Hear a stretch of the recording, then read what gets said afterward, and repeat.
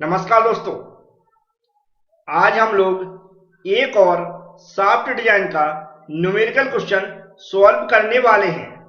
यह numerical question regular paper मई जून 2022 के exam में पूछा गया था, लेकिन आप सभी लोग याद रखें, अभी तक जितनी भी प्रॉब्लम सॉफ्ट डिजाइन की हम लोग सॉल्व कर चुके हैं, उन सब से यह न्यूमेरिकल क्वेश्चन एडवांस है, क्योंकि इस न्यूमेरिकल क्वेश्चन में एक ऐसा डाटा कैलकुलेट करना था जो अभी तक हम लोगों ने कैलकुलेट नहीं किया है। तो चलते हैं, देखते हैं कौन सा ऐसा डाटा है जो अभी तक हमने कैलकुलेट नहीं किया है।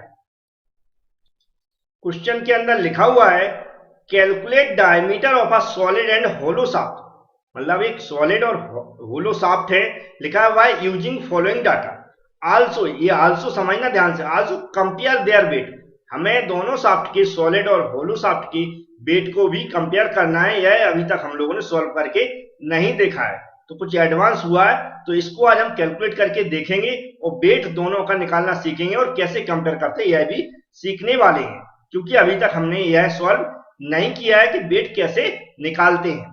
आगे लिखा हुआ है पावर दिए 150 किलोवाट, आरपीएम मतलब कैपिटल एन की वैल्यू दी है 320, और जो शियर स्ट्रेस की वैल्यू दी है 45 न्यूटन पर एमएम स्क्वायर, और जो हमारा मॉडुलस ऑफ रिजिडिटी है जी या फिर सी लिखा हो तो आप उसमें कंफ्यूज ना हो, सी या जी हो, यह दिए 8 इंटू 10 की पावर 4 है। यह क्या है, 10 की पावर 4 है न्यूटन पर एमएम स्क्वायर, और थीटा इक्वल टू दिया है 1 डिग्री पर मीटर लेंथ। पर मीटर लेंथ का मतलब है जो हमारी लेंथ है उसकी वैल्यू दी है 1 मीटर, और डायमीटर के रेशो दिए 1:2। 4 किसके लिए, होलो शाफ्ट के लिए, मतलब इंटरनल और आउटर डायमीटर का जो रेशो है वो है 1:2 दिया है। क्वेश्चन समझने के बाद हमें क्या निकालना है, दोनों सॉलिड शाफ्ट के लिए फिर होलो शाफ्ट के लिए हमें क्या करना है, डायमीटर कैलकुलेट करना है, फिर उनके जो भी शाफ्ट है दोनों उनके वेट को कैलकुलेट करके कंपेयर करना है। तो चलते हैं, सबसे पहले गिवन डाटा नोट करते हैं।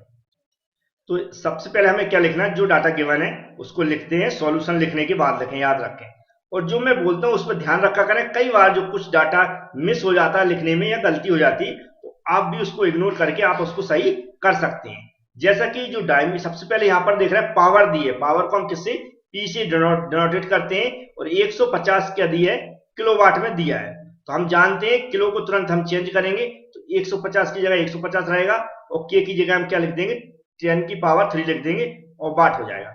आगे रिवॉल्यूशन पर मिनट दिया है जो कि कैपिटल एन की वैल्यू है, यह दिया 320 आरपीएम, मतलब रिवॉल्यूशन पर मिनट आरपीएम, और जो हमारी शियर स्ट्रेस की वैल्यू दी tau equal to 45 newton per MM square. आगे देखिए जीएससी, याद रखें इसको हम जी ब्रैकेट में सी इसलिए लिख रहा हूं, आप कंफ्यूज ना हो, कई बुकों में जी दिया है तो कई बुकों में सी दिया है। ये दिया है, कितना दिया है, इक्वल में 8 इंटू 10 की पावर 4 दिया है ना, 10 की पावर 4 है, याद रखें, और 104 ना समझे, 10 की पावर 4 क्या दिया है, Newton, sorry Newton per MM square. यहां पर इसमें कोई भी परिवर्तन नहीं करना, क्योंकि जो मुझे चाहिए वो दिया है न्यूटन पर एमएम स्क्वायर। इस तरह टाउ की वैल्यू जो मुझे चाहिए वही दी है न्यूटन पर एमएम स्क्वायर। अब याद रखें यहां पर थीटा, थीटा की वैल्यू यहां से मैं बता रहा हूं क्योंकि इसको कैलकुलेट करना पड़ेगा। कितनी दी है, 1 डिग्री दी है। डिग्री को हमेशा हम किस में चेंज करके रखते हैं, रेडियन में, तो उसके लिए हम क्या करेंगे, पाई बाय 180 का मल्टीप्लाई कर देंगे, मतलब पाई बटे 180 का मल्टीप्लाई कर देंगे, तो 1 का इसमें मल्टीप्लाई होगा तो सेम वैल्यू होगी। पाई में 180 का हम जो डिवाइड करेंगे, मेरे अकॉर्डिंग जो वैल्यू आ रही है वह आ रही 0.1 0.00174 और ये क्या किस में आ रही है, रेडियन में आ रही है, तो कितनी हो जाएगी 0.01745 रेडियन।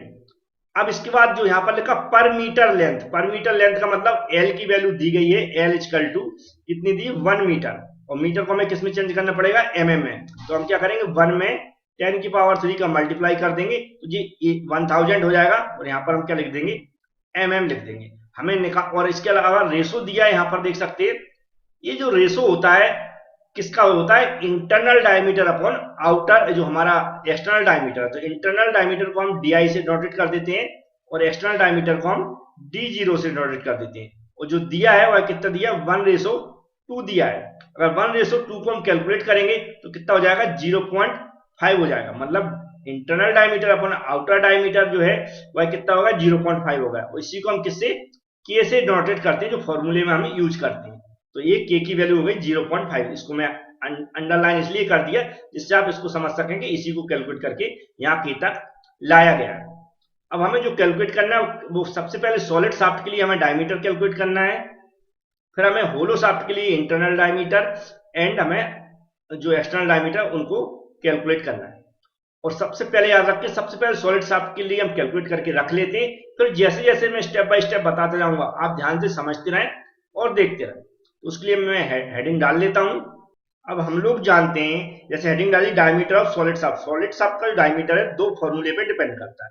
पहला होता है टॉर्क का फॉर्मूला T इक्वल टू क्या होता है π/16 इंटू टाउ इंटू डी की पावर 3। इस डी को हमें कैलकुलेट करना होता है। एक टाउ की वैल्यू यहाँ पर दी गई है शियर स्ट्रेस की। अब हमें इसकी वैल्यू चाहिए टॉर्क की। तो टॉर्क को निकालने के लिए हम जानते हैं पावर का जो फॉर्मूला होता है क्या होता है 2π/NT/60। बस इन दोनों फॉर्मूले की सहायता से हम इस डी को कैलकुलेट कर लेंगे। तो मैं इसको कैलकुलेट करके दिखा देता हूं। सबसे पहले कैसा लिखते हैं हम, वी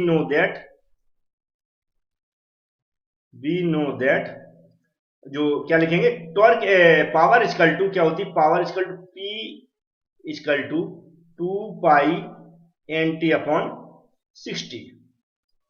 हमें क्या करना है, पी की वैल्यू पुट कर देना, कितनी 150 इंटू 10 की power 3 equal 2 into pi into N की वैल्यू हम देखेंगे 320 दी है। टी हमें निकालना है, बटे में क्या कर देंगे 60 कर देंगे। इसका इसमें मल्टीप्लाई करेंगे तो क्या हो जाएगा 150 और 3 जीरो और बढ़ जाएंगे तो मैं डायरेक्ट बढ़ा देता हूं इक्वल क्या करेंगे हम, सबसे हमें क्या करना पड़ेगा 2 का मल्टीप्लाई पाई में करना पड़ेगा। 2 करेंगे फिर हम मल्टीप्लाई करेंगे, फिर शिफ्ट दबा के पाई लाएंगे, फिर इक्वल का बटन दबाएंगे कैलकुलेटर के अंदर। तो जो वैल्यू आएगी फिर उसमें मल्टीप्लाई का बटन दबा के हम क्या करेंगे 320 मल्टीप्लाई करेंगे। फिर जो वैल्यू आएगी फिर हम डिवाइड का बटन दबाएंगे, उसमें 60 का डिवाइड कर देंगे। फिर जो वैल्यू आ रही है वो मेरी कैलकुलेशन के अकॉर्डिंग आई 33.51 और इंटू जो टी बचा हुआ है। अब टी की अब वैल्यू हमें निकालना है तो टी इक्वल टू हम क्या करेंगे, इधर की जो वैल्यू है 150 और 30 बटे क्या हो जाएगा 33.51। अब नीचे वाली वैल्यू का ऊपर में जब डिवाइड करेंगे तो मेरी कैलकुलेशन के अकॉर्डिंग जो वैल्यू आ रही है वह आ रही 4476.275 और ये किस में आएगी न्यूटन मीटर में।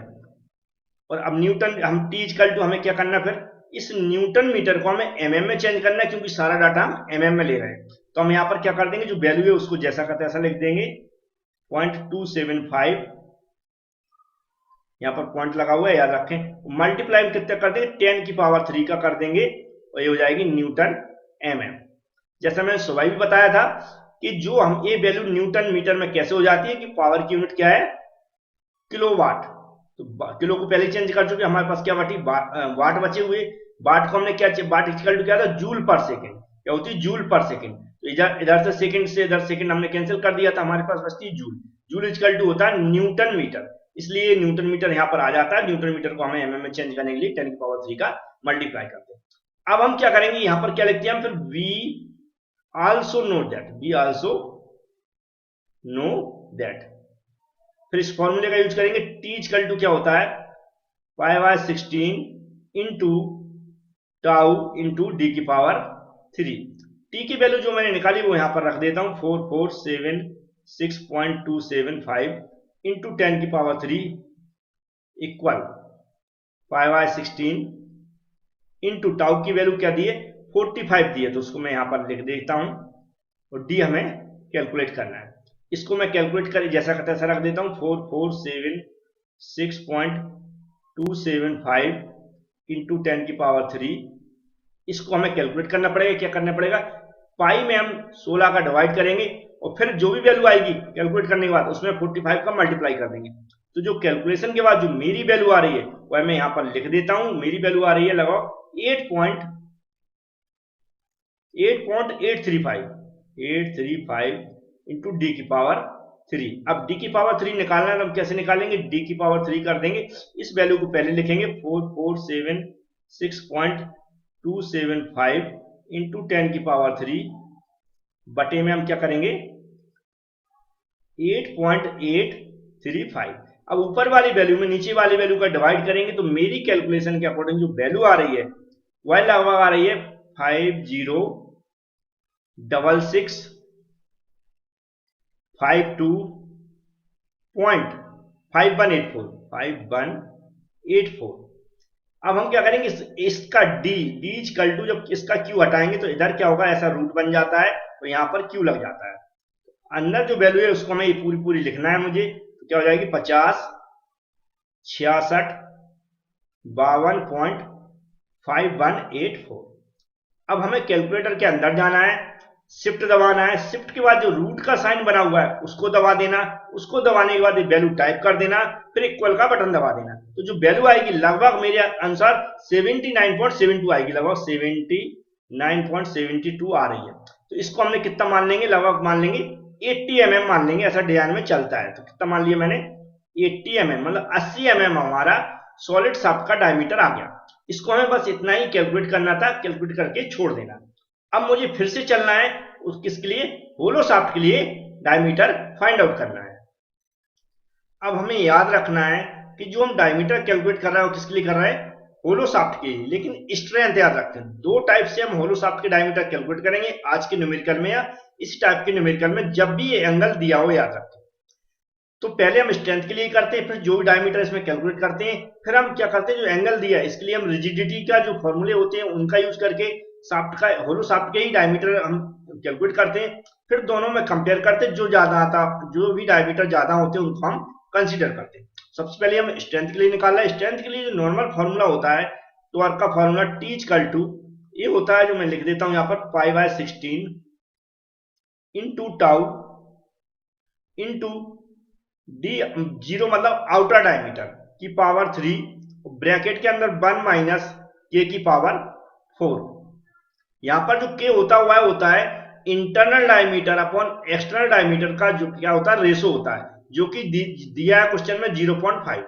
तो याद रखें फॉर्मूला कैसे बनता है, मैं पिछले ही न्यूमेरिकल में समझा चुका हूं, तो आप समझ सकते हैं। हमें डायरेक्ट ये फॉर्मूला याद कर लेना है जब भी इस तरह का रेशो दिया हो। तो हम इसको कैलकुलेट करते हैं।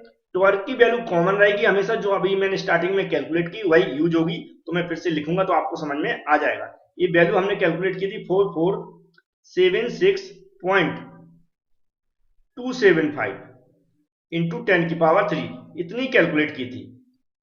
इक्वल यहां पर हो जाएगा 5/16 into tau into, sorry tau की वैल्यू हम पुट कर सकते हैं यहां पर, टाउ की वैल्यू वही रहेगी जो क्वेश्चन में दी है 45, तो 45 रख देते हैं हम यहाँ पर।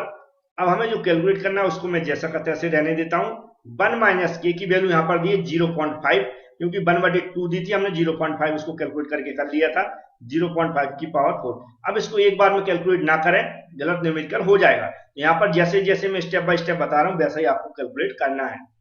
0.275 इंटू 10 की पावर 3 जैसा का तैसा लिख लेना है, इक्वल यहां पर करें 5/16, जो भी वैल्यू आई, जो वैल्यू आएगी उसमें 45 का मल्टीप्लाई कर दें और यहां पर रख लें।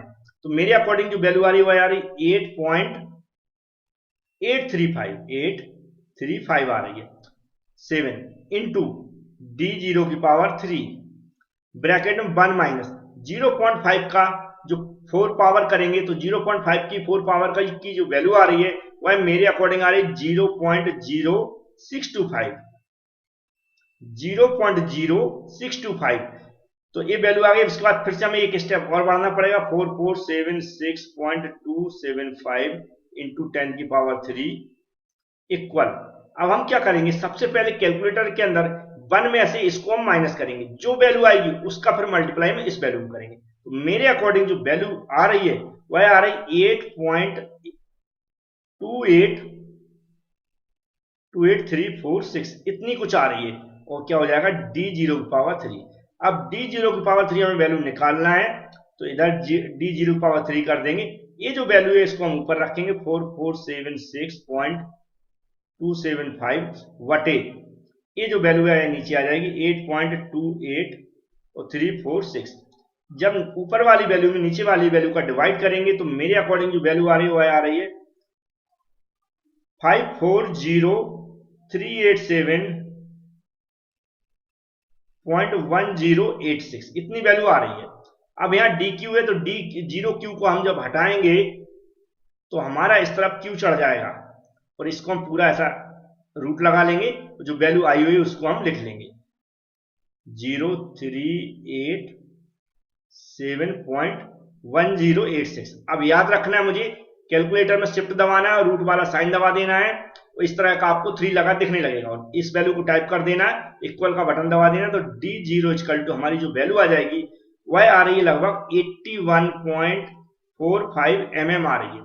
तो इसको हम समथिंग कितना मान लेंगे, 82 mm मान लेंगे। 82 mm हमारा डायमीटर आ गया।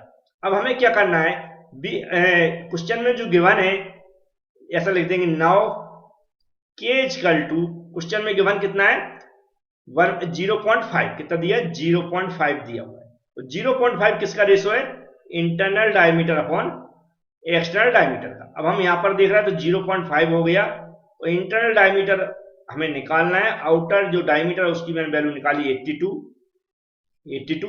अब डी आई हमें अगर निकालना है तो इसका इसमें मल्टीप्लाई हो जाएगा, क्रॉस मल्टीप्लाई हो जाएगा, तो 82 इंटू 0.5 हो जाएगा, ये हमारा आ जाएगा लगभग 41 mm। इस तरह हमने जो स्ट्रेंथ से हमने क्या निकाले, डायमीटर निकाले कितने 82 और 41। ये डायमीटर निकालने के बाद हमें फिर से ये जो डायमीटर होलो शाफ्ट के फिर से डायमीटर कैलकुलेट करना है, क्योंकि इसमें एंगल दिया हुआ है, मतलब रिजिडिटी वाला क्वेश्चन है। तो फिर से हम डायमीटर D0 और DI कैलकुलेट करेंगे, फिर एक दूसरे में कंपेयर करेंगे। अब नेक्स्ट स्टेप में हम क्या कर रहे हैं, जो शाफ्ट की जो टोर्सनल रिजिडिटी है उसके आधार पर डिजाइन कर रहे हैं। तो हमें जो टोर्सन इक्वेशन होती है वह याद होनी चाहिए। तो हमें यहाँ पर अच्छे से लिखना वी नो दैट किसके लिए, अकॉर्डिंग टू टोर्सनल इक्वेशन ऐसा लिखेंगे, लेकिन मैं डायरेक्ट इक्वेशन लिख देता हूं। हम इसको यूज करेंगे T equal to tau equal, इसको मैं सही से लिख देता हूं साहब। इक्वेशन होती है T बटे J इक्वल C थीटा या फिर G थीटा अपॉन L, ये होती है। यहाँ पर T क्या है, टॉर्क है, टॉर्क की वैल्यू हम स्टार्टिंग में निकाल चुके हैं, वही यहाँ पर रखेंगे। G क्या है, जो रिजिडिटी दी रहती है, या फिर यहाँ पर C लिखा हो तो एक ही बात है, उसकी वैल्यू रख देंगे जो कि यहाँ पर दी है। तो यहाँ पर हमने लिखी, कहाँ पर लिखी 8 इंटू 10 की पावर 4। थीटा इक्वल टू हम रेडियन में रखेंगे 0.01745। L की वैल्यू कितनी है, हम 1000 रखेंगे, जो यहाँ पर देख रहे हैं 1000 लिखा हुआ है। अब हमारे पास सिर्फ J की वैल्यू नहीं है। J क्या होता है, पोलर मूवमेंट ऑफ इनर्शिया। क्या होता है, polar movement of inertia J होता, तो मैं यहाँ लिख नहीं रहा हूँ, डायरेक्ट इसका फॉर्मूला लिख रहा हूँ। J क्या है, पोलर मूवमेंट ऑफ इनर्शिया। तो J इक्वल टू जो फॉर्मूला होता है वह होता है π/32 इंटू D0 की पावर 4 ब्रैकेट के अंदर 1 माइनस K की पावर 4। ये जो फॉर्मूला होता है इसकी सहायता से हम क्या करेंगे, J की वैल्यू फाइंड आउट करेंगे। तो J इक्वल टू यहाँ पर लिख दें π/32 रख दें इंटू D0, जो यहाँ पर हमें कैलकुलेट करना है, तो D0 को हम D0 ही रहने देंगे, मल्टीप्लाई करके हम क्या कर देंगे 1 माइनस K की पावर 4, मतलब K की जगह 0.5 आ जाएगा, इसकी पावर 4 चढ़ जाएगा। आगे हम इसको कैलकुलेट कर रहे हैं, तो हमें क्या करना, जो पाई है शिफ्ट दबा के पाई लाना, उसमें 32 का डिवाइड कर देना, जो वैल्यू आएगी उसके लिए हम इसको कैलकुलेट करना पड़ेगा। तो हम इसको कैलकुलेट करके सबसे पहले रख लेते हैं, जो मैंने कैलकुलेट किया 0.09817 इंटू आउटर डायमीटर की पावर 4 ब्रैकेट में 1 माइनस 0.5 की पावर 4 करेंगे, तो मेरे अकॉर्डिंग जो वैल्यू आ रही है वह आ रही 0.0625। अब हम इसको कैलकुलेट डायरेक्ट कर सकते हैं, 1 में से हमें इसको माइनस करना, फिर जो वैल्यू आएगी उसका मल्टीप्लाई डायरेक्ट इसमें कर देंगे। तो जो मेरे अकॉर्डिंग जो वैल्यू आ रही है वह आ रही 0.0920 इंटू D0 की पावर 4। अब हम J की जगह क्या रख देंगे, 0.0920 इंटू D की पावर 4 डायरेक्ट हम यहां पुट कर देंगे। तो अब चलते हैं इसमें कैलकुलेशन को आगे बढ़ाते हैं। तो हम वैल्यू पुट कर रहे हैं, T की जगह जो मेरी पुरानी वैल्यू जो मैंने कैलकुलेट की थी क्या थी 4476.275 इंटू 10 की पावर 3, और J की जगह जो हमने कैलकुलेट किया कितना किया 0.0920 इंटू D0 की पावर 4 इक्वल में G लिखा हुआ है। G की जगह हम क्या लिख देंगे यहाँ पर 8 इंटू 10 की पावर 4, 8 इंटू 10 की पावर 4, और थीटा की जगह हम क्या लिख देंगे 01745 बटे में हम क्या करेंगे, जो एल की वैल्यू कितनी है 1000 है, तो डायरेक्ट हमें यहाँ पर 1000 लिख देता हूँ। अब हमें सिर्फ कैलकुलेट करते हुए चलना है। हमें यहाँ पर कैलकुलेट कैसे करेंगे, ये जो वैल्यू इसको हम सबसे पहले पूरी कैलकुलेटर में टाइप कर लेंगे, तो जो भी आएगी इक्वल करके उसमें हम 0.0920 का भाग देंगे, तो y वैल्यू कहाँ ऊपर लिखी जाएगी। तो मेरे अकॉर्डिंग जो वैल्यू आ रही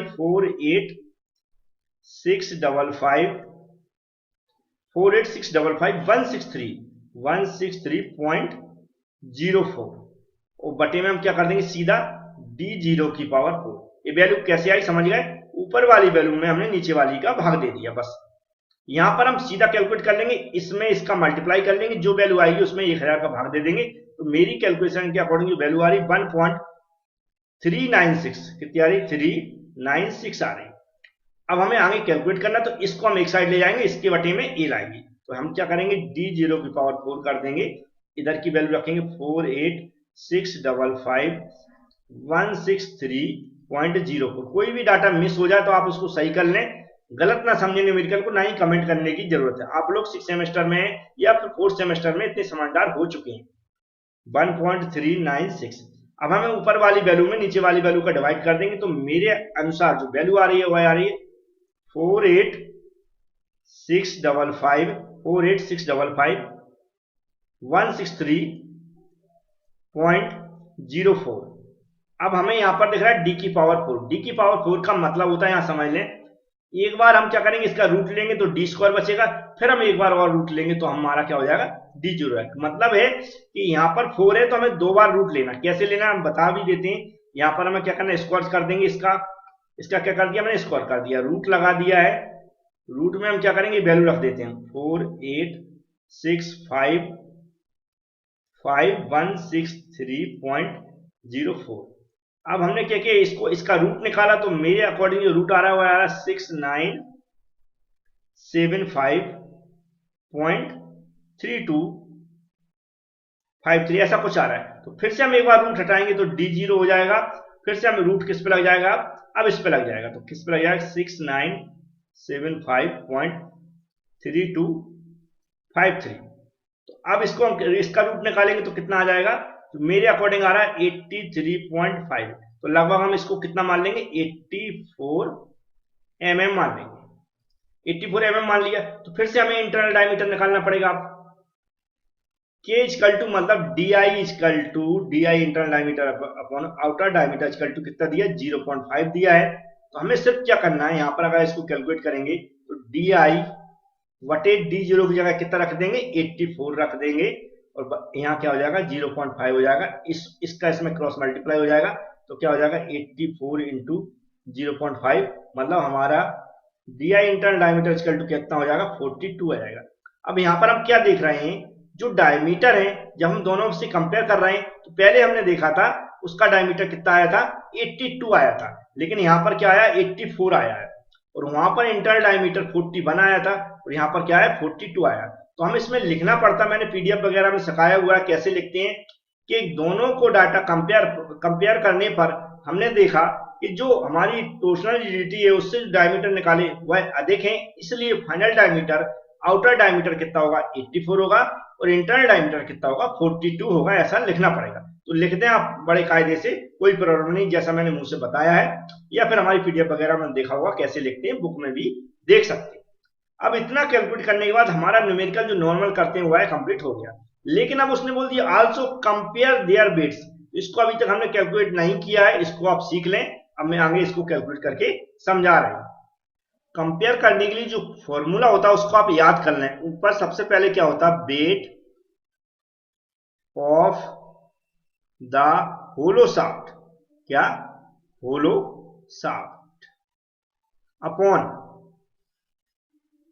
क्या होता है वेट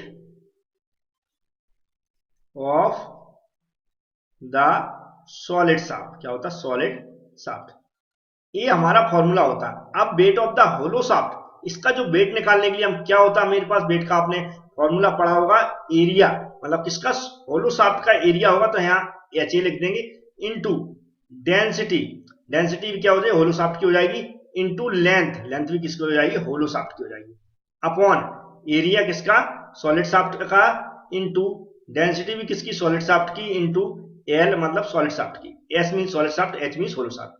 अभी इतना वेट निकालने के लिए क्यों करना पड़ता है, इसको भी कंसेप्ट को समझ लें, ये न्यूमेरिकल का हिस्सा नहीं है।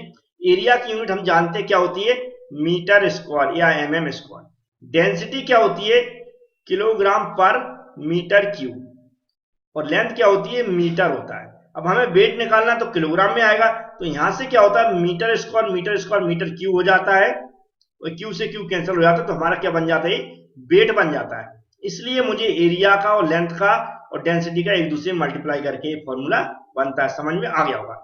अब यहाँ न्यूमेरिकल के अंदर क्या होता है, कोई भी मटेरियल स्पेसिफाई नहीं किए गए, मतलब सेम मटेरियल है दोनों शाफ्ट की, मतलब एक ही मटेरियल से दोनों शाफ्ट बनी हुई है, होलो और शाफ्ट, तो दोनों के लिए जो डेंसिटी होगी वो एक समान होगी, क्योंकि किसी ना किसी मटेरियल की डेंसिटी होती है। जब एक समान होगी, दोनों एक दूसरे से कैसे हो जाएंगी, कैंसिल हो जाएंगी।